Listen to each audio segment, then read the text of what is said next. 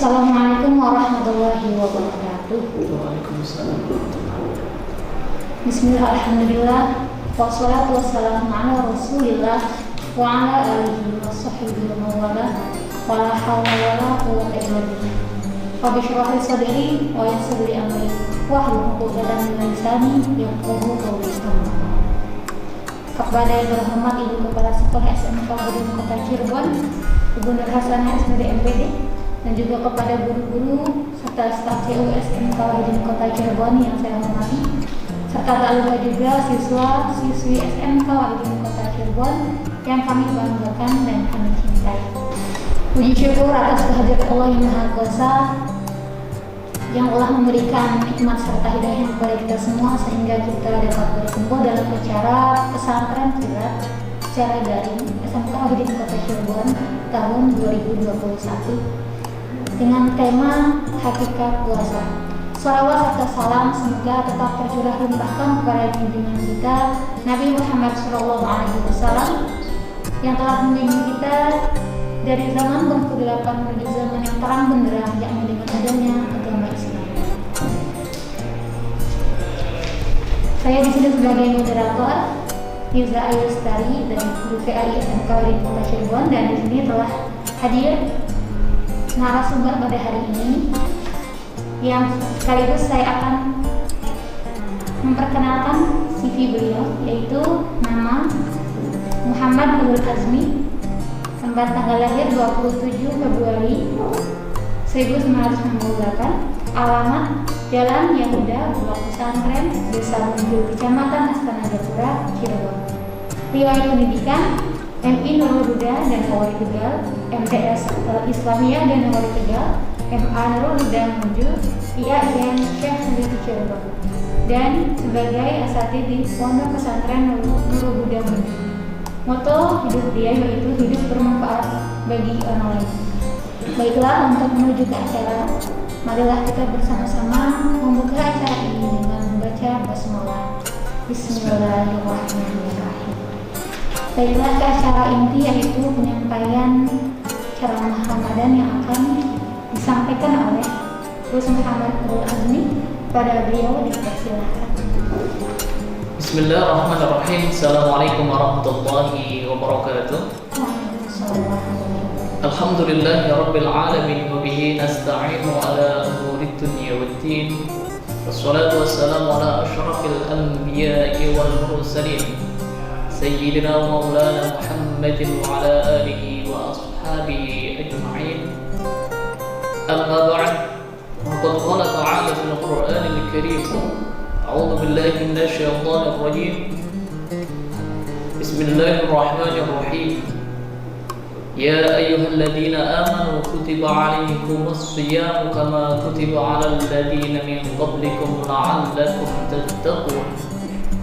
Qala Nabi Muhammad sallallahu alaihi wasallam, sumu li ru'yati wa aftiru li ru'yati. Sadaqallahul azim. Sadaqa Rasulun Nabiyul Karim wa nahnu ala dzalika minasyahidin wa syakirin walhamdulillahi rabbil alamin. Syukur alhamdulillah kita panjatkan kepada Allah Subhanahu wa taala, yakni dengan berbagai macam limpahan taufik hidayah serta kesehatan kepada kita semua, khususnya bagi siswa dan siswi SMK Wahidin Kota Cirebon yang mudah-mudahan selalu disehatkan oleh Allah Subhanahu wa taala, amin ya rabbal alamin. Salawat beserta salam semoga Allah tetap mencurahkan kepada Nabi Abu Muhammad sallallahu alaihi wasallam, satu-satunya nabi yang kita harapkan syafaatnya kelak di yaumil qiyamah nanti. Baik para siswa dan siswi SMK Wahidin Kota Cirebon, pada kesempatan kali ini kami mengangkat tema yang berkaitan dengan persiapan terkait ibadah puasa. Apa saja sih yang kita harus persiapkan dengan baik sebelum datangnya bulan puasa ini, bulan yang suci, yakni bulan yang ke-9 Hijriah,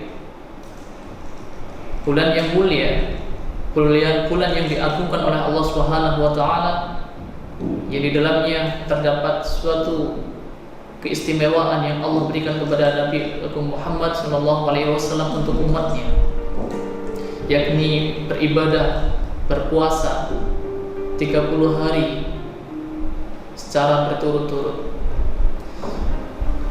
Kami di sini akan membahas terkait syarat rukun dan yang berkaitan dengan puasa. Kami nukil dari kitab As-Safinah An-Najah. Ada beberapa hal yang perlu kita ketahui terkait dengan bulan Ramadan. Di sini ada fasal yang menerangkan faslun fi subuti Ramadan. Fasal yang kita harus ketahui kapan Ramadan itu tiba, kapan kita diperbolehkan untuk melaksanakan Ramadan. Dalam kitab tersebut dijelaskan bahwasannya ada beberapa hal yang ketika hal ini datang maka wajib bagi umat Islam untuk melaksanakan ibadah puasa. Yang pertama adalah yajibu shaum Ramadan bi ahadi umuri khamsah. Ada 5 hal yang apabila 5 ini datang di antara kaum muslimin maka wajib baginya untuk melaksanakan puasa Ramadan. Yang pertama adalah bikamali Sya'ban salas yauman, sempurnanya 30 hari setelah bulan Sya'ban maka tibalah bulan Ramadan, walaupun tidak ada ru'yat ataupun saksi yang adil. Tetapi jika 30 hari sudah mencapai di bulan Sya'ban tersebut, maka hukumnya wajib bagi umat muslim untuk melaksanakan bulan Ramadan. Poin yang kedua, yakni bi ru'yatil hilal fi haqqihi man rahu in kana fasiqan. Apabila ada orang yang melihat hilal, walaupun itu orang fasik, walaupun itu orang pendosa, siapapun, maka kewajiban kita harus melaksanakan bulan puasa, yakni berpuasa selama 30 hari. Adapun pernah Rasulullah Muhammad SAW tidak full 30 hari, yakni melaksanakan puasa di bulan Ramadan dengan jumlah bilangan 29 hari. Itu pun hanya sekali dalam seumur hidup beliau. Selebihnya beliau melaksanakan puasa selama 30 hari dengan sempurna. Itu yang kedua. Kemudian ada yang ketiga, yakni bisubuti fi haqqihi min lam yarud ba'd syahadah. Apabila ada orang yang menyaksikan itu hilal, ataupun itu hakim, ataupun tokoh agama di kalangan kita melihat hilal secara mata telanjang, itu berhak di suatu kaum tersebut untuk melaksanakan ibadah puasa, walaupun putusan dari Majelis Ulama Indonesia dan dari Pengadilan Agama belum memutuskan untuk berpuasa. Maka apabila kaum tersebut sudah mendapati orang yang adil yang menyaksikan hilal tersebut, maka diperbolehkan untuk melaksanakan puasa di bulan Ramadan. Akan tetapi ikhtilaf di beberapa ulama yang mengatakan kita tidak diwajibkan untuk mengikuti pemerintah. Ya ayyuhalladzina amanu atiiullaha wa atiiur rasul wa ulil amri minkum. Taatilah Allah dan Rasulnya, dan taatilah orang-orang ataupun pemimpin kamu sekalian. Ada beberapa penafsiran terkait wa ulil amri minkum. Ada yang mengatakan bahwa wa ulil amri minkum adalah kepala negara. Ada yang mengatakan pula sebagian para ulama bahwa wa ulil amri minkum itu adalah orang-orang yang memimpin ataupun tokoh agama, kiai, habaib ataupun asatidz di kalangan kita. Kemudian poin yang selanjutnya, apabila datang bi ikhtiyaril adli ra'i bihi sawa'un waqa fihi, apabila di dalam hati mereka secara individu meyakini bahwa ini sudah datang bulan Ramadan, walaupun hidup dimanapun, seandainya hidup di tengah belantara, di tengah padang pasir, tetapi di hatinya sudah yakin akan datangnya bulan Ramadan, maka diperbolehkan untuk melaksanakan ibadah puasa. Itu beberapa hal yang salah satunya apabila ada, maka diperbolehkan untuk melaksanakan ibadah puasa. Tidak harus semuanya, tidak harus kelima yang tadi saya sebutkan terpenuhi semua, akan tetap salah satunya seperti itu. Adapun kita lebih baik, saya sendiri menyarankan untuk melaksanakan ibadah puasa itu mengikuti pemerintah, karena pemerintah di situ juga sudah menyiapkan alat-alat yang canggih untuk mengetahui hilal. Jadi ketepatannya tidak diragukan lagi. Adapun ikhtilaf para siswa dan siswi sekalian, kalau misalkan pengen mengikuti tokoh agama, tokoh masyarakat di sekitar, itu tidak diharamkan, diperbolehkan artinya. Akan tetapi kita sebagai bangsa yang demokrasi, di situ pun sebelum melaksanakan suatu keputusan pastinya ada musyawarah di berbagai kalangan ormas Islam dari Sabang sampai Merauke kumpul di satu tempat untuk merundingkan, untuk memusyawarahkan suatu keputusan kapan ditentukannya bulan Ramadan, sehingga diputuskan oleh Kementerian Agama jatuh 1 Ramadan maka ikutilah, dan malam dilaksanakannya tarawih, dan siangnya mulailah berpuasa karena Allah Ta'ala. Poin yang selanjutnya itu ada beberapa syarat sebelum orang melaksanakan ibadah puasa. Wa fi syuruti sihhatil wujub, wa fi syuruti sihhatis shaum. Adapun syarat-syarat sahnya puasa, ada syarat sah dan ada syarat wajib.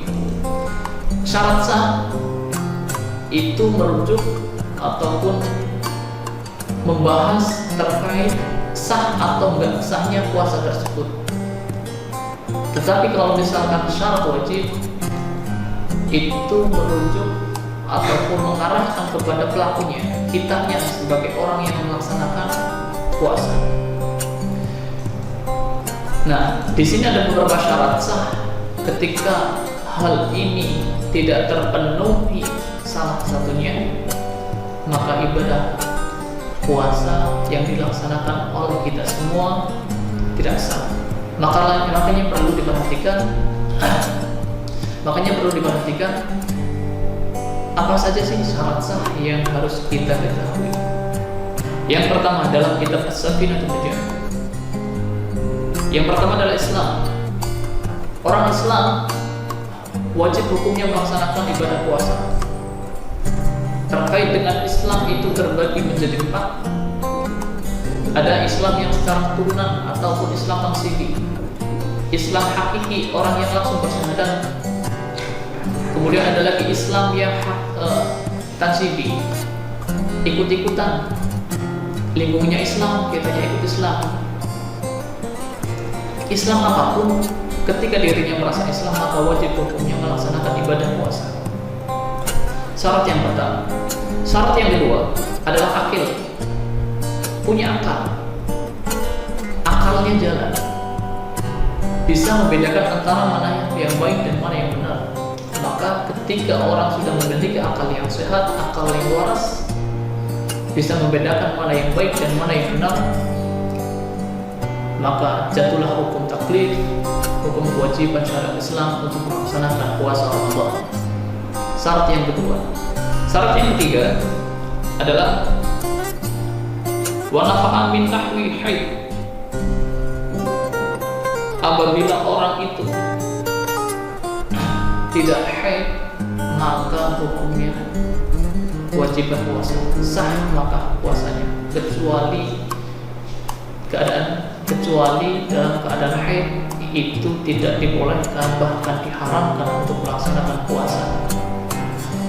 Kemudian syarat yang selanjutnya, syarat yang sah syarat sah untuk melaksanakan puasa Ramadan, yakni wal ilmu, mengetahui akan apa? Al-waktu kamil shaum, tahu kapan dilaksanakannya puasa. Di Indonesia tidak sulit untuk menemukan waktu puasa dikarenakan ada pemerintah yang menentukan kapan satu Ramadan jatuh. Ya, ini bukan suatu problem untuk menentukan kapan kita harus melaksanakan puasa. Itu beberapa syarat sah yang harus kita ketahui. Apabila salah satunya tidak ada, maka puasanya tidak sah. Makanya kita perlu belajar untuk mengetahui syarat sah. Nah, setelah kita tahu apa itu syarat sah untuk melaksanakan ibadah puasa, kita harus tahu juga apa sih syarat wajibnya. Syarat wajib puasa. Puasa itu wajib bagi siapa sih? Nah, di sini dijelaskan ada beberapa syarat wajib yang diharuskan oleh setiap umat Nabi Agung Muhammad SAW. Yang pertama adalah Islam. Seperti yang saya jelaskan di awal, orang Islam wajib puasa. Entah itu Islam KTP, Islam ikut-ikutan, Islam ikutan umum, ataupun orang yang mukallaf, yang tadinya non-muslim, orang kafir masuk Islam, maka wajib berpuasa pula. Kemudian taklif, terkena hukum akil balik. Akil balik, ketika dia balik tapi nggak berakal, maka tidak diwajibkan untuk berpuasa. Contohnya orang gila. Orang gila itu biasanya di atas 17. Kalau misalkan kita temui lebih dari itu usianya, itu udah balik, tetapi akalnya tidak jalan, akalnya tidak waras. Maka daripada itu, jatuhnya kewajiban untuk melaksanakan ibadah puasa gugur karena akalnya tidak sehat. Sebaliknya, kalau misalkan belum balik tapi akalnya jalan, akalnya sehat, akalnya waras, sama, belum terkena kewajiban untuk melaksanakan puasa. Seperti apa? Seperti anak kecil. Anak kecil punya akal, sehat, bisa membedakan mana yang baik dan mana yang buruk. Akan tetapi usianya belum memasuki usia balik. Dijelaskan di kitab Safinah juga, usia balik untuk laki-laki itu adalah paling maksimalnya, paling minimal itu 15 tahun. Ketika sudah 15 tahun, itu sudah memasuki usia balik. Berbeda dengan masa balik perempuan, yakni ketika sedang haid ataupun memasuki usia 9 tahun, maka sudah memasuki usia balik. Maka di usia tersebut diwajibkannya hukum taklif ataupun terkena hukum taklif, yakni untuk bisa menjalankan puasa di bulan Ramadan. Kemudian syarat yang ketiga, syarat wajib yang ketiga ada itikaf. Itikaf bisa kita artikan dengan kuat jasmani kita.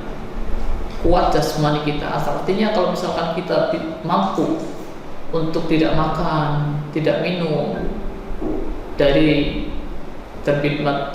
terbitnya matahari sampai terbenamnya matahari, maka kita diwajibkan untuk melaksanakan puasa.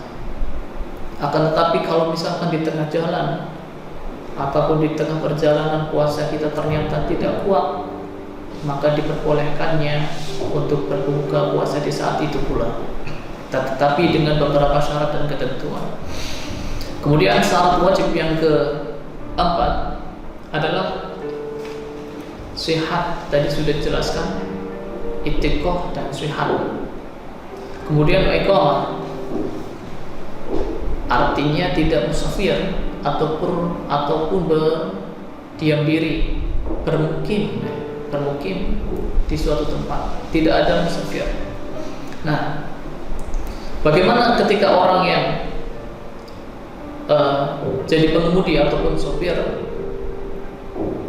apakah dia boleh berbuka selama berbulan puasa? Selama itu tidak boleh membatalkan puasa. Sebab apa? Sebab musafir di sini bukanlah suatu hal yang sering, bukan suatu hal yang jarang dilaksanakan, tetapi sering dilaksanakan. Dan menurut Imam Malik, itu bukan alasan untuk seorang supir meninggalkan puasa, tetapi sudah termasuk profesi. Karena sudah menjadi kebiasaan, sesuatu yang biasa, maka sudah enteng baginya, sudah ringan baginya, tidak merasa berat. Berbeda dengan orang-orang yang jarang sekali untuk bersafar, untuk bepergian, pasti beda fisiknya. Berbeda dengan sopir yang sudah terbiasa. Maka untuk para sopir, apapun itu tidak diperkenankan untuk membatalkan puasa, kecuali dalam keadaan darurat. Nah, itu syarat wajib bagi kita semua, umat muslim, umat Nabi Muhammad, yang telah diwajibkan, yang telah jatuh terkena hukum syar'i, maka laksanakan puasa. Ada beberapa hal yang perlu kita ketahui selain daripada itu, yakni rukun puasa. Perbedaannya rukun dengan syarat apa?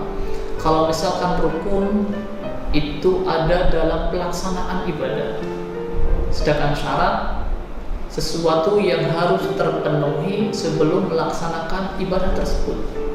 Tadi di awal kita membahas tentang syarat, artinya sesuatu yang harus terpenuhi sebelum kita melaksanakan ibadah puasa di bulan Ramadan. Nah, sekarang rukun puasa. Fi arkanis shaum. Faslun fi arkanis shaum. Beberapa rukun dalam melaksanakan puasa di bulan Ramadan. Ada 3 rukun yang kita harus ketahui. Yang pertama yakni an-niyah. Lailan likulli yawm fil fardhi, yakni niat di waktu malam, likulli yawmin li fardhi, setiap harinya karena fardu, karena Allah Ta'ala. Maka kita umumnya setelah orang-orang melaksanakan sholat tarawih, itu biasanya dikumandangkan niat secara lafaz bersama-sama. Tujuannya apa? Supaya hati kita ingat, supaya hati kita kerentek, supaya hati kita ikut jalan. Niat, jangan lupa besok puasa, maka dilaksanakannya bersamaan setelah sholat tarawih. Adapun niat, tempatnya niat itu bukan di lisan. Nawaitu suma ghadin an ada'i fardhi syahri Ramadan hadhihi sanati fardhillahi ta'ala. Itu adalah bukan niat, tetapi melafalkan niat, dan itu sunnah. Walaupun itu nggak dibaca, ketika hati kita sudah niat, saya niat puasa besok karena Allah Ta'ala, sudah terhitung niat. Adapun melafalkannya itu sunnah. Tujuan untuk melafalkannya adalah untuk hati kita supaya ikut jalan, seperti itu. Maka dalam hadis Nabi di kitab Al-Arba'in An-Nawawiyah, hadis yang pertama dijelaskan innamal a'malu binniyat. Suatu amal tergantung pada niatnya. Seperti itu. Jadi pentingnya niat di sini. Jangan lupa untuk selalu ingat niat. Kemudian ada rukun yang perlu kita ketahui selain daripada niat, yakni wa tarku mufattir dzakiran, meninggalkan sesuatu yang bisa membahayakan ataupun menghilangkan ibadah puasa tersebut. Mukhtaran khairu jahilin ma'dzurin. Beberapa kemaksiatan yang harus kita tinggalkan sehingga puasanya sah, tetapi nilai pahalanya hilang. Maka penting di sini untuk bisa menjaga diri dari segala kemaksiatan, segala sesuatu yang bisa menghilangkan pahala puasa tersebut. Kemudian waswaim, orang yang berpuasa, diri kita harus ada. Kalau misalkan kita mati tidak terkena hukum untuk berpuasa. Nah, itu beberapa rukun yang harus kita tahu dalam melaksanakan ibadah puasa. Kemudian dalam kesempatan kali ini kita akan tidak terlalu panjang lebar untuk menyampaikan terkait persiapan puasa. Akan tetapi kita lebih mengenal dengan syarat rukun, batal, wajib, sunnah puasa. Adapun amalia-amalia di bulan puasa, kita ikuti di tradisi-tradisi orang Indonesia sudah sangat luar biasa baik, seperti tadarus, ngaji setelah sholat subuh, dan banyak sekali di tradisi-tradisi lingkungan kita. Kemudian ada beberapa hal yang kita harus ketahui selain daripada syarat sah, syarat wajib, dan rukun puasa. Ada beberapa hal. Yang pertama adalah terkait dengan mengqadha puasa. Orang yang haid, wanita yang haid itu hukumnya wajib melaksanakan qadha puasa. Sebelum datangnya bulan Ramadan yang akan datang, maka wajib hukumnya untuk mengqadha puasa. Adapun orang-orang yang tidak memiliki uzur haid seperti laki-laki, maka tidak diperkenankan untuk berbuka kecuali dalam hal-hal yang dibolehkan oleh syariat Islam, seperti bersafar. Bersafar pun ada hitungannya, harus 82, antara 82 dengan 84 km, seperti itu ya. Jadi harus hati-hati. Dan 84 km itu bukan satu tempat. Misalkan dari Cirebon muter-muter beberapa kali 84 km itu bukan. Keliling Cirebon 10 kali itu lebih daripada 84 km. Dari kota sampai Kabupaten Cirebon, sampai ujung Cirebon, dihitung ternyata lebih dari 84. Itu bukan termasuk sampah ya, karena masih satu tempat. Yang dimaksud dengan 84 km itu beranjak dari tempat ke tempat lain, berjalan terus maju ya, bukan satu tempat, sehingga batas perjalanannya itu perkiraan sampai 84 km baru diperbolehkan untuk berbuka puasa. Kemudian ada beberapa hal yang kita ketahui wajib hukumnya supaya ibadah kita tertata, dituntun, namanya juga tuntunan, suatu panduan hidup dari Rasul untuk umatnya yang harus kita laksanakan. Nah, kemudian selain daripada rukun, kita harus juga tahu apa sih yang membatalkan puasa. Ada beberapa hal yang kita harus ketahui. Apa saja ketika kita berpuasa yang wajib kita tinggalkan supaya ibadah puasa itu sah dari sudut pahala, sah di sudut dari syariat Islam. Artinya ibadah puasa kita bukan suatu ibadah yang kosong, hanya menahan lapar dan haus. Nah, ada beberapa hal yang harus kita ketahui. Satu, sesuatu yang membatalkan ibadah puasa apabila orang itu memasukkan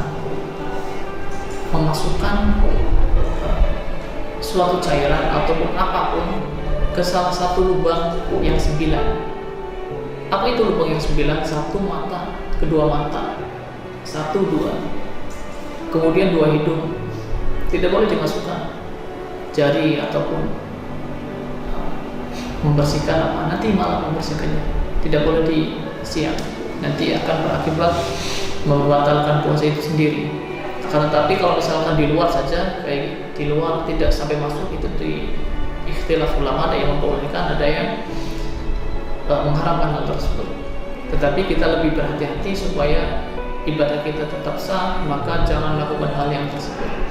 Kemudian lubang yang selanjutnya ada di sini, 2 telinga, 1, 2, 3, 4, 5, 6, 7 mulut. Kita makan sesuap nasi, kita minum 1 tetes air, itu bisa membatalkan puasa ya. Bagaimana dengan para ibu-ibu ataupun siswi yang tugasnya masak? Nah, itu kan harus dicicipi. Nah, itu kalau misalkan mencicipi itu hanya sekedar di ujung lidahnya, tempelkan ujung lidah, langsung diludahkan gitu, tempelkan lidah yang kira-kira rasanya sudah pas, asamnya udah pas, manis, pedas sudah pas semua, langsung diludahin keluar, jangan sampai masuk ke mulut gitu, langsung dikeluarkan. Caranya seperti itu. Harus tahu mana hal-hal yang membahayakan bagi ibadah puasa kita. Nah, itu salah satu hal yang membatalkan puasa. Adapun hal-hal yang lain nanti bisa kita lakukan secara individu, itu gambaran saja. Nanti kita bisa belajar lebih banyak lagi di lain waktu. Dapat kesempatan kali ini kita hanya sekilas pembahasan terkait persiapan ibadah bulan suci Ramadan. Kurang lebihnya mohon maaf. Wassalamualaikum warahmatullahi wabarakatuh. Baiklah, selanjutnya ada menarik sekali dari puasa ini ya, di mana kita sebagai muslim harus mengetahui mengenai rukun, syarat dan lain-lain sebelum memasuki bulan Ramadan. Dan di sini tadi disinggung mengenai haid untuk perempuan yang haid, yang memiliki hutang puasa pada bulan puasa sebelumnya, namun belum melunasi hutang puasa itu hingga melewati puasa yang sekarang. Seperti apa? Apakah harus diqadha dan bayar fidyah atau seperti apa? Ada suatu peristiwa di mana orang yang haid ketika bulan suci Ramadan itu datang masanya, pasti itu datang sebagai wanita yang normal, entah itu 7 hari ataupun 15 hari paling banyak. Maka kewajiban bagi setiap perempuan yang haid itu wajib mengqadhanya. Nah, seandainya dia lupa dan ingatnya setelah bulan Sya'ban, memasuki bulan Sya'ban itu tanggal 15 ataupun tanggal 28 Sya'ban, itu kan hanya bisa membayar cuma 2 hari, tanggal 28, 29, 30, 3 hari. Adapun sisanya utang kita masih. Nah, gimana cara membayarnya? Setelah kita punya utang di bulan puasa setahun penuh dan lupa bayarnya, nggak laki-laki, nggak perempuan, ketika lewat dari 1 tahun itu memasuki bulan puasa yang baru lagi, maka wajib dibayar setelah bulan puasa. Cara membayarnya bukan hanya berpuasa, tetapi plus fidyah. Fidyah itu apa? Fidyah itu memberikan makan kepada fakir miskin. Satu mud itu kita berapa hari makan? 3 kali pada umumnya kita. Dan makannya apa? Makannya nasi beserta lauknya. Nah, itu satu makanan dalam 1 hari. Kita biasa makan 3 kali dalam sehari, maka itu yang harus dikeluarkan. Sekaligus kita juga puasa. Adapun kalau misalkan untuk menambah pahala, kita bisa melaksanakannya di hari Senin, Kamis ataupun tanggal 13, 14, 15 di setiap bulannya, supaya kita ringan dan mendapatkan pahala 2 kali lipat. Puasa qadhanya dapat, pahalanya dapat, dan puasa Senin Kamisnya dapat. Adapun setelah bulan Ramadan diniatkan untuk melaksanakan puasa 6 hari setelah Idul Fitri, diniatkan untuk menjalankan puasa qadha, itu baik dan sangat mulia, tetapi tidak diperkenankan untuk niat 2 kali. Saya niat mengqadha dan saya niat untuk melaksanakan puasa 6 hari setelah Idul Fitri, seperti itu. Nah, jadi yang perlu digarisbawahi, bayar fidyah 1 mud dan berpuasa sejumlah antum semua punya hutang di bulan Ramadan tersebut 7 hari dan fidyah 7 kali. Seperti itu. Satu mudnya tadi sudah dijelaskan, 3 kali makan dalam sehari. Ya, seperti itu kurang lebihnya. Wallahu a'lam. Kalau untuk mengenai niat, ada yang mengatakan bahwa niat puasa itu boleh di awal hari pertama bulan puasanya saja untuk 1 bulan ke depan. Seperti itu gimana? Nah, terkait dengan niat puasa ada istilah para ulama. Kalau misalkan mazhab Syafi'i layaknya di Indonesia, mazhab Syafi'i, Hanafi, Hambali itu melaksanakan niat di setiap malamnya. Ya, tadi sudah dijelaskan di kitab Safinah yang kalangan Imam Nawawi Banten. Dijelaskan di situ wajib hukumnya untuk melaksanakannya di setiap malam. Akan tetapi ada beberapa pendapat imam mazhab yakni Imam Malik yang mengatakan bahwasanya diperbolehkan untuk melaksanakan niat di awal bulan Ramadan, di malam bulan pertama Ramadan. Tujuannya apa?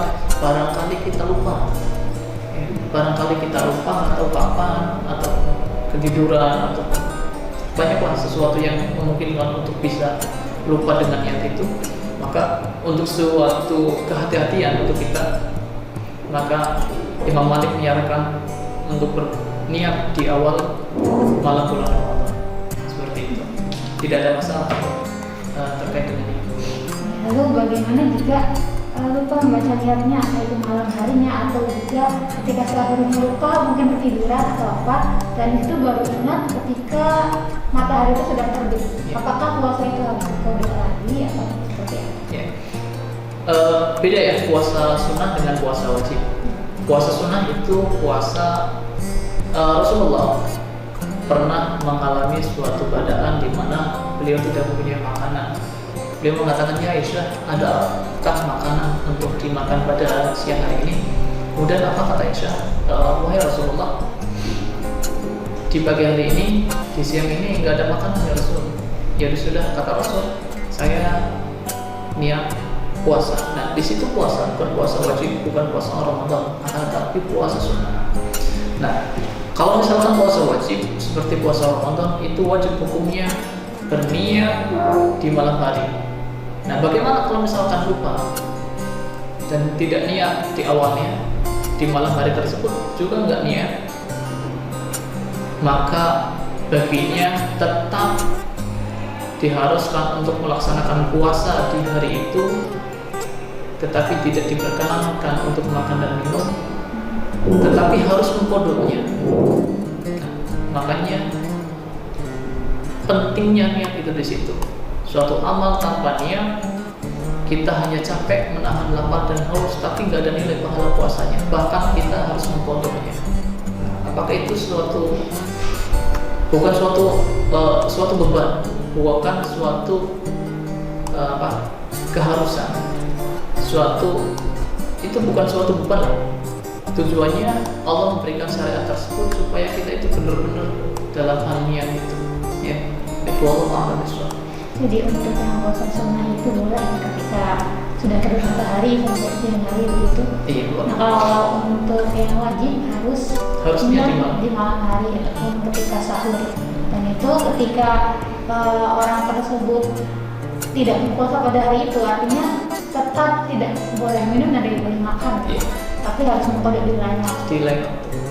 Lalu untuk ketika imsak misalnya, sahur lalu imsak. Nah, ada beberapa orang yang mengatakan bahwa kan masih boleh minum kok gitu. Itu seperti apa, Bos? Puasa, imsak. Kalau misalkan kita keluar negeri, ke Timur Tengah ataupun kemana, itu nggak ada istilah imsak. Hanya di Indonesia yang ada istilah imsak. Imsak itu apa? Imsak itu hanya suatu kebiasaan ulama-ulama Indonesia supaya apa? Supaya kita itu tidak melebihi batas. Kalau misalkan Indonesia itu biasanya 10 menit sebelum waktu subuh, sebelum fajar muncul, itu ada alarm, ada sirene, ada tanda untuk menunjukkan ini waktu subuh sudah dekat. Maka daripada itu, untuk menandai waktu itu, para ulama dulu memberikan tanda kalau misalkan dulu pakainya kentongan, sampai sekarang ada yang masih pakai itu, dan ada banyak lagi yang memakai sirine dan yang lainnya seperti itu.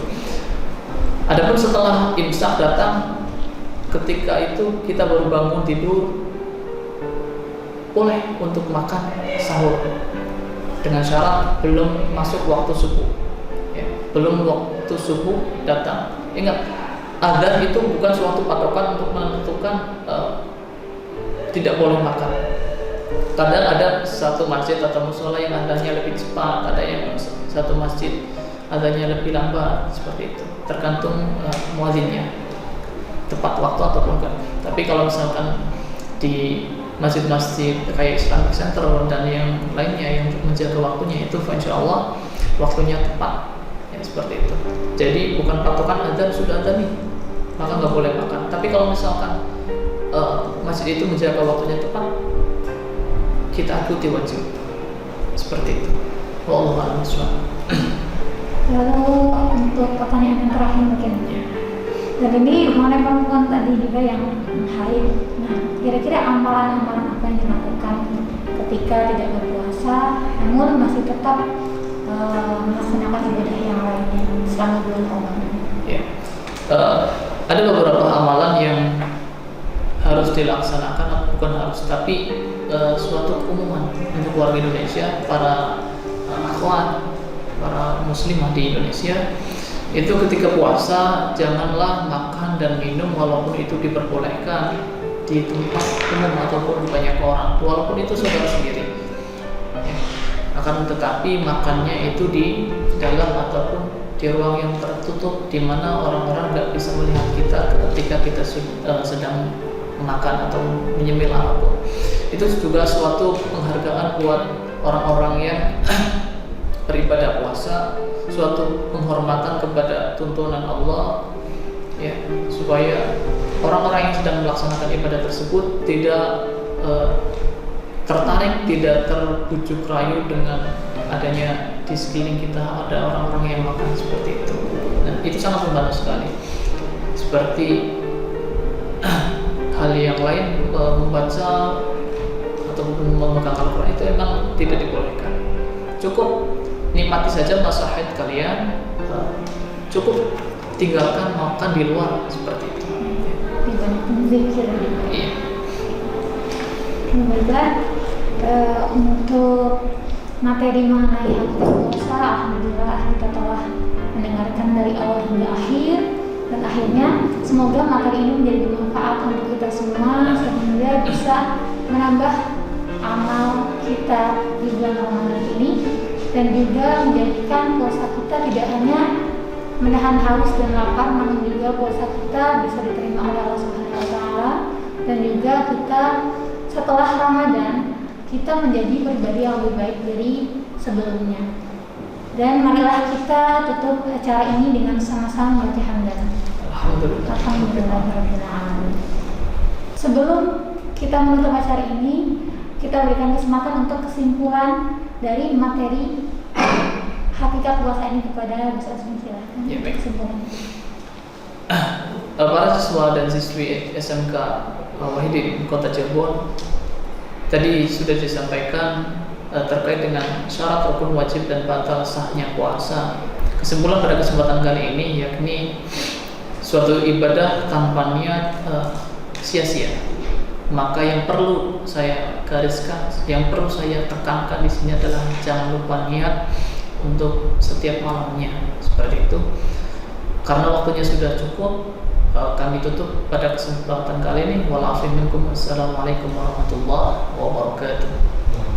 Waalaikumsalam warahmatullahi wabarakatuh. Baiklah, saya sebagai moderator pada hari ini, semoga bermanfaat bagi kita semua. Akhirul kalam, wassalamualaikum warahmatullahi wabarakatuh.